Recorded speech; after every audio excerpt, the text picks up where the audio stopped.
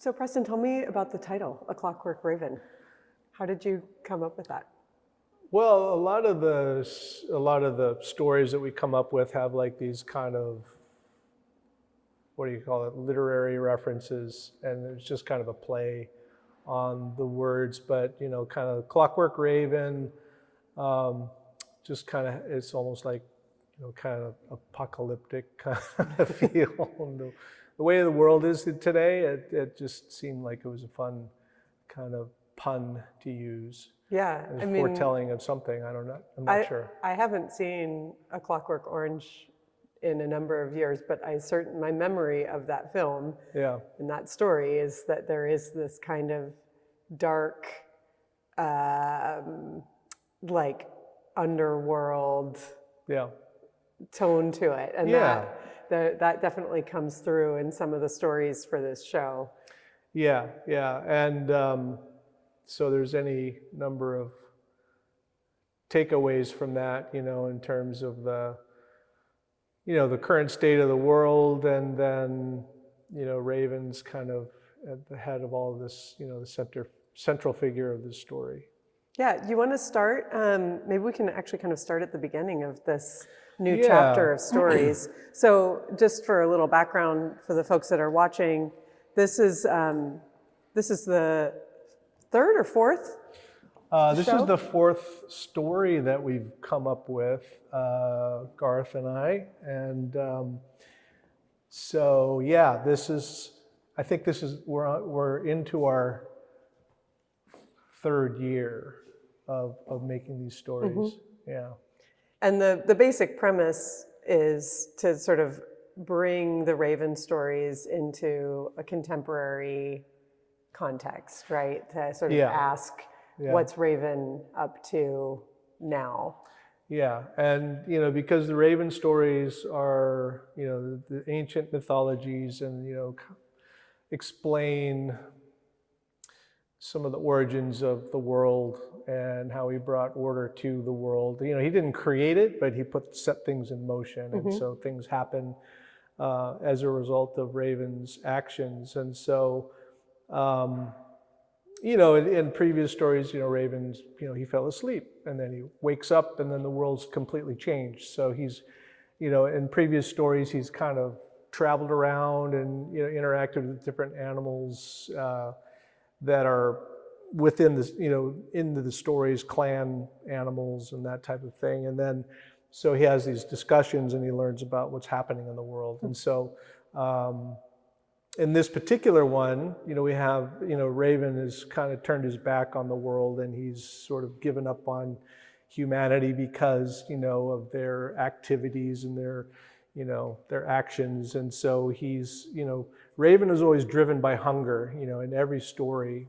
I mean, I guess like we all are, we have to eat, all the time. So in these stories, he's commanding people, feed me, So in this case, he creates this sort of grease rendering machine where, it's like this thing that he's cannibalized all these objects and, created a way of getting, the fat rendered off these, sometimes it's seal oil, sometimes it's fish oil, sometimes it's, what have you, but was used for dipping dried fish into. So this, in this case, he's sort of like created this machine or this laboratory where the grease is just dripping into his mouth, and so he's like, he's happy temporarily. He's like, I'm just gonna, feed myself, and I have, and so he's in this food coma, sitting here in this laboratory. This is a really cool piece, and it's kind of a special one in that you collaborated with your brother-in-law, who is Josh, who's an amazing metal sculptor and jeweler. Yeah.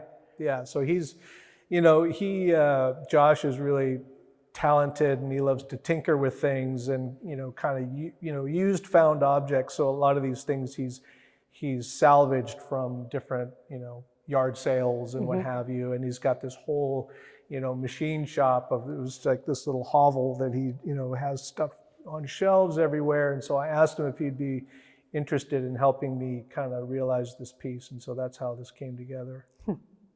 Yeah, it's really unusual. It's really cool, and I love the fact that it actually lights up and has this sort of function within it. So Raven's here. He's just gluttonous. Yeah, he's indulging just sort of, in fish oil and. Yep. And so and then at some point he kind of shakes himself awake again, and he's like, "What am I doing?" And coming over to this piece here, this is sort of like, Raven, and so this is how it works with me and Garth. He'll come up with some sort of writing about the story, and then it gives me imagery to think about. And so in the story, he says, he felt no better than a soggy log, so so I made Raven as this tree with this grease dripping out of his mouth, and so is kind of personified as this tree, and he's kind of inert, and he's like trying to gain his composure again. He's sort of functionless too. He has no wings. He can't really. Yeah. I love that. But it's also really, technically a really beautiful piece, the way you've created that wood grain in the glass. Can you just share briefly a little bit about how you're doing that? Because that's an element that shows up in several pieces in this show. Yeah, it's using the powders, the colors that we have access to. You gotta get the bubble after I put the brown powder on there, and then I let the bubble get really, really cold, and then I heat the very, kind of heat it back up and roll it onto this textured, grooved, plate. And then we put dust in the crevices, and then brush it off so that it's very thin. It has these thin lines. Melt it all back together and kind of twist it up a little bit to make it look like knots, in the wood, and then continue to sculpt it. So that's just kind of a technique that I've seen used before. It's not something I invented. But it's. I thought it looked like, like wood grain. Yeah, it's a really neat effect, and it gives a different texture to the work for sure. And so from there, he's kind of it sort of comes to this piece where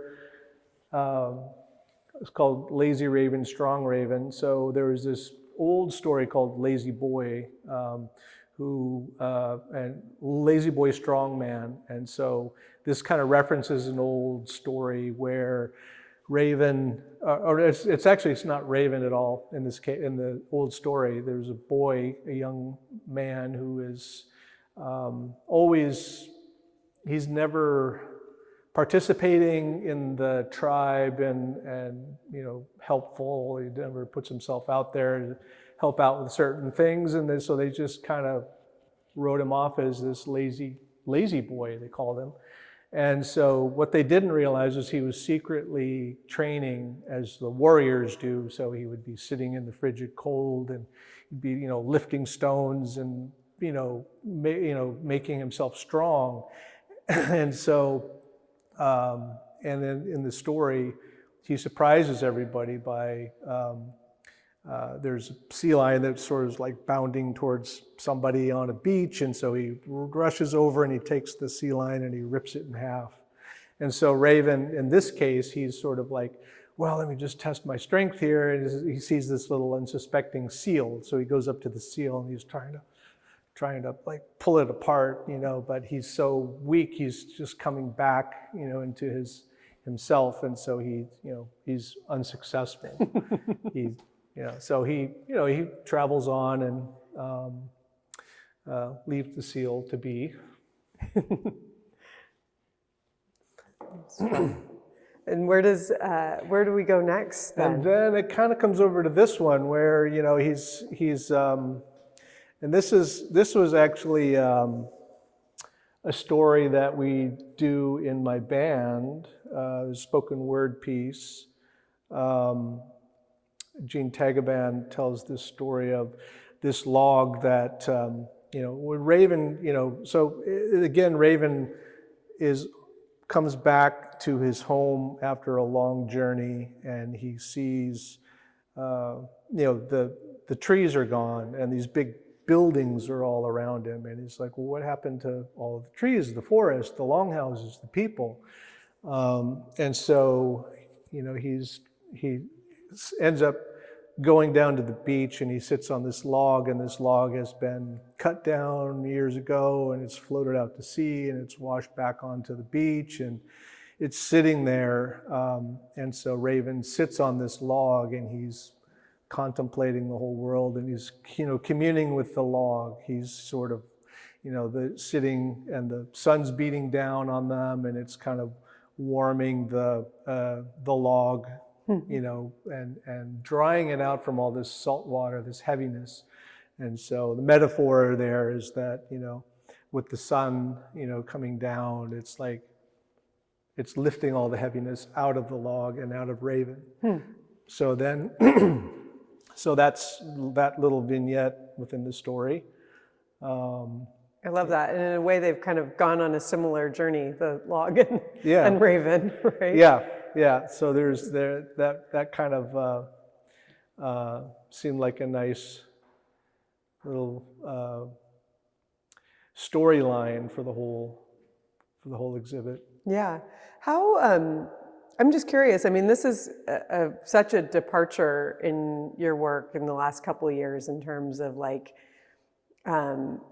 taking on the job of narrating these new stories and asking these questions. How has that been received? Do you find that? Yeah, I mean, I decided that, this kind of goes back to my first, meeting with Garth, and he wrote this book called Raven Stole the Moon, which was a story of a woman who lost her son, who drowned, and then in Tlingit culture, then the land otter people would come and steal the soul of that individual and transform them into a land otter.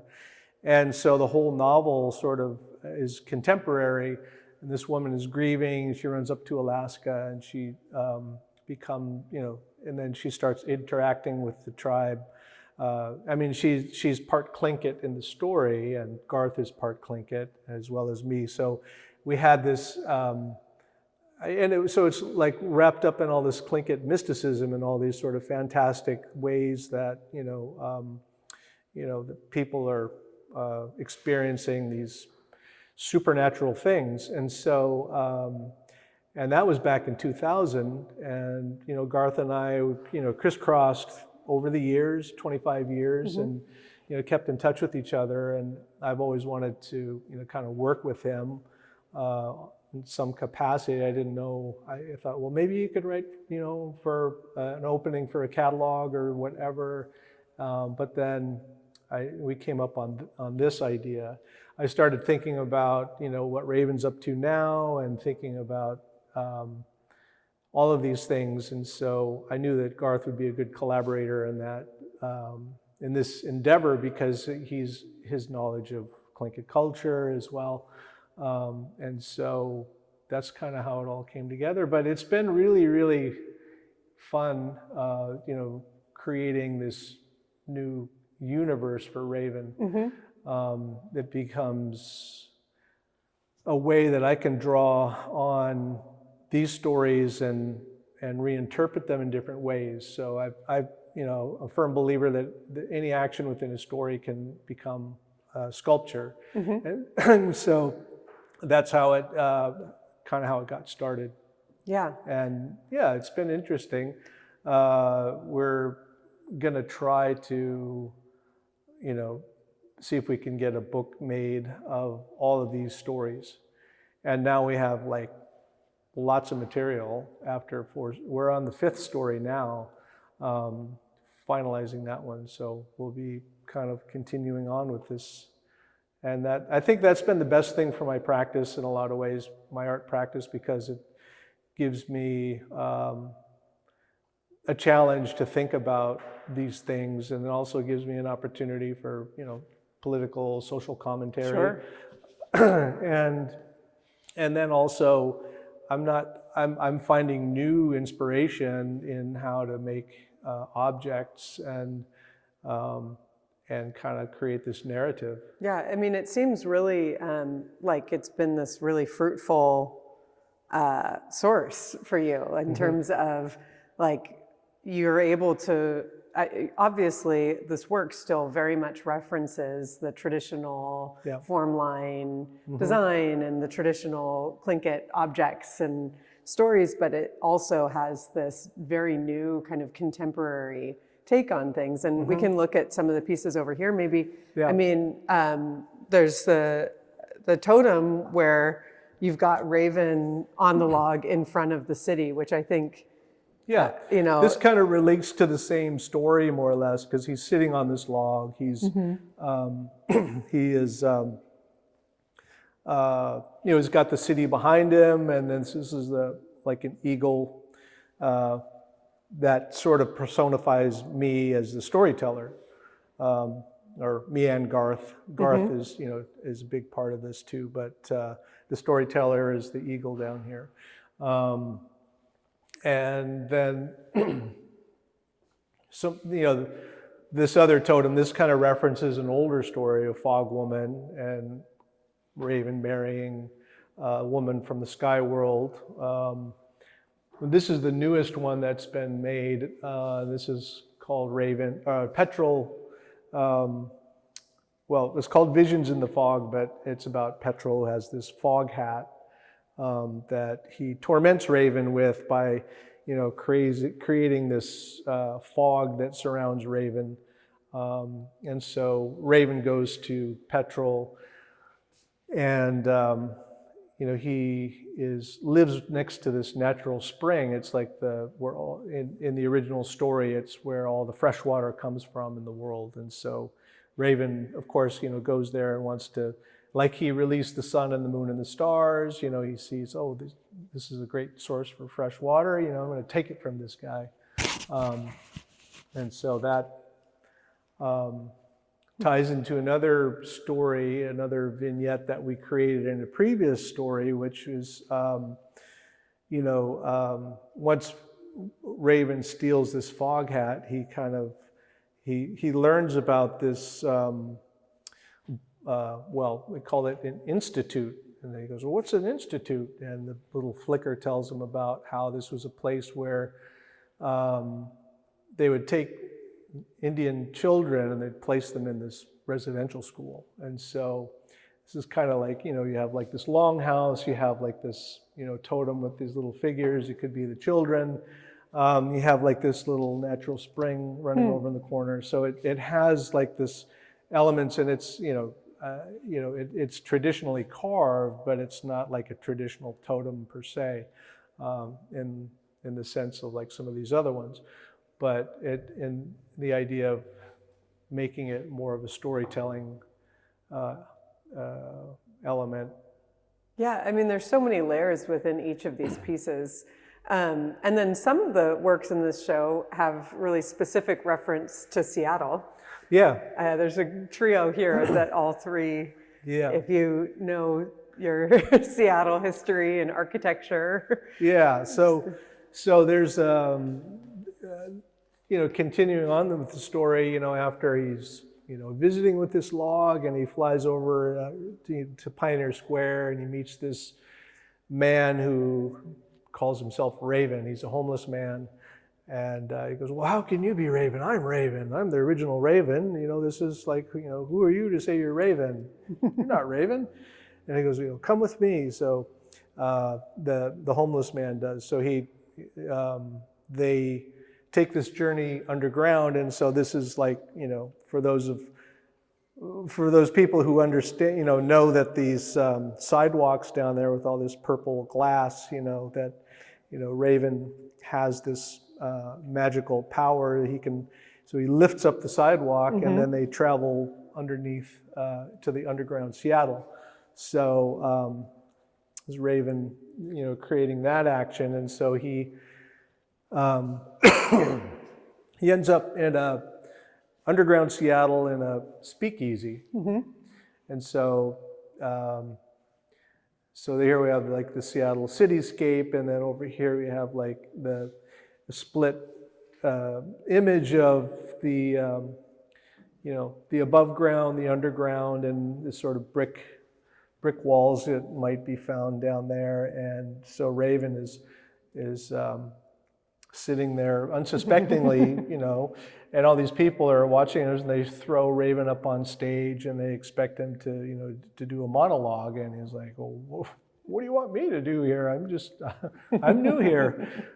So anyway, so that's a little bit of that scene.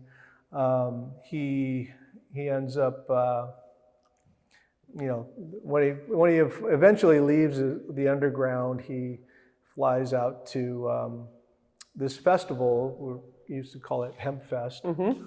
So I made this glass emerald. So we're known as the Emerald City. So I created this little base for Raven, having kind of happened upon this Hemp Fest festival, and yet and he doesn't know anything about that. He's just seeing all these people dancing all this crazy music and hanging out. And I don't think we don't have Hemp Fest anymore. No. It's been, but for those who remember, that was a place where people would gather, young people, counterculture. Yeah, absolutely. So now Raven's really confused at this point. He's just like, what are is these going people on? doing? We're going from the underground, and these people are hanging out and drinking and smoking, and then all these people are up here doing what they do. And then from there, it sort of comes to the point. Oh yeah, so he basically, in the Raven stories, he's always they're very random. The way just sort of bouncing from one thing to the other. So there's a whole new anthology that was just created by Sealaska Heritage. And it has all the old original Raven stories, from the oldest ones that talk about the origins and how Raven was born and all this other stuff. So I just got that, and it's laid out in such a way that it just gave me more more inspiration for building these mythologies.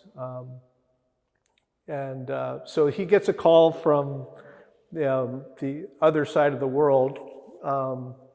So so this is Raven being called into dreamland, and so he gets this call and just sort of and instantly transported back into this nature world. So that's kind of where we're going here. And so that's sort of like this little gateway to this other dimension, and he travels back where he meets beaver and porcupine. So that kind of ties into an old story as well about beaver and porcupine. And porcupine is always they're friends, and sometimes beaver would be hanging out for with porcupine, giving him rides on his back. At one point, he takes him out to this island, and then they get into a fight, and so Beaver's like, "Well, I'm out of here," and he leaves Porcupine stranded. Stuck. Yeah, he leaves him stranded on this little island, and then it turns out that over here we've got this northern wolf, and can't remember where the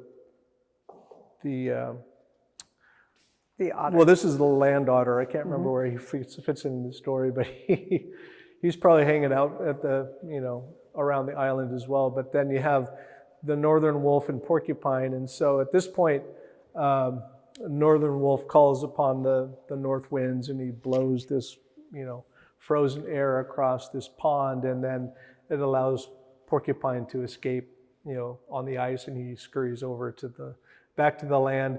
But, then, the story really goes that beaver and porcupine, they make up. And it just kind of, shows that, talks about how friendships, ebb and flow.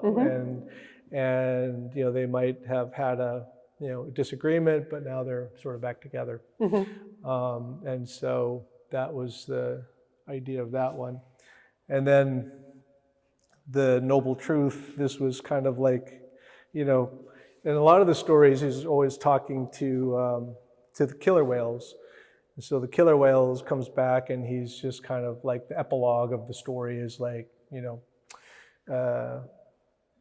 the killer whale is consoling Raven about, all of these things that are going on in the world and trying to make light of the whole thing. It's pretty epic journey that Raven goes on in this particular series of stories. And I think for me, it's just really incredible to see an artist like yourself continue to evolve. Like at this point in your career, you're established, you're having major museum exhibitions, and yet you're still continuing to sort of push the way that you're thinking about the work forward in really meaningful ways. And it shows up, I think, in this show. And it's just really impressive to see. Congratulations. Thank you. Beautiful body of work. And for all of you, the entire text that Garth wrote for these stories, along with images of the works, are available online in a catalog. So you can jump on our website and find the links there and read all the stories if you want to actually read the text. And the show will be up through the end of April, and I hope you'll come and see it in person. It's really extraordinary. And Preston, thank you. Thank you. It's a beautiful show. Congratulations. Thanks.